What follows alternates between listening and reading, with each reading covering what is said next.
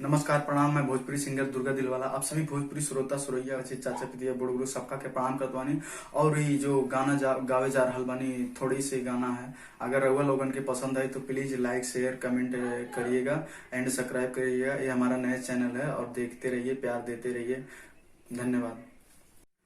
जानी गई नी हो जान, जानी गई नी जान, जानी गई नी हो जान, जानी गई नी जान।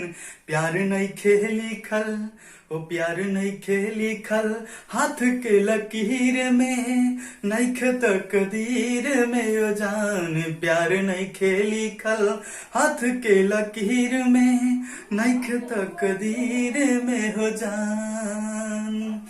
दिल टूटला के कौनो होला नया बाज, फिर कैसे सुनी जमाना। हो दिल टूटला के कौनो होला नया बाज, फिर कैसे सुनी जमाना। हो जाइबू दूसर के ता कुछ दिन के बात है, दिल पगला रोही बन दीवाना। हो सीख ले अब हम भी, ओ सीख ले अब हम भी, गम में हंस के दबा।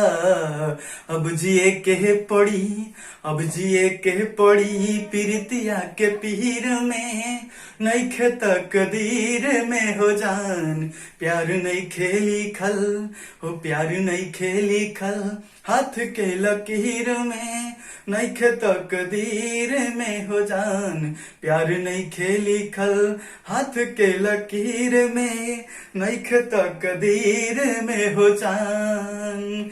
प्यार में होला केहू हंसे केहू रोवेला, प्यार में होला केहू हंसे केहू रोवेला। प्यार के लीला कुछ अजीब बा, बेवफा भी कह दी कैसे मासूम यार के।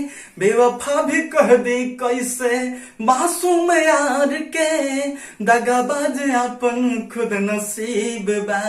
हो खुश रहा तू हरदम, ओ खुश रहा तू हरदम, इहे बदिल से दुआ।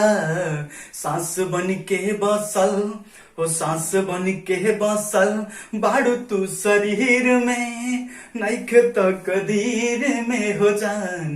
प्यार नहीं खेली खल, ओ प्यार नहीं खेली खल, हाथ के लकीर में नैख तकदीर में हो जान।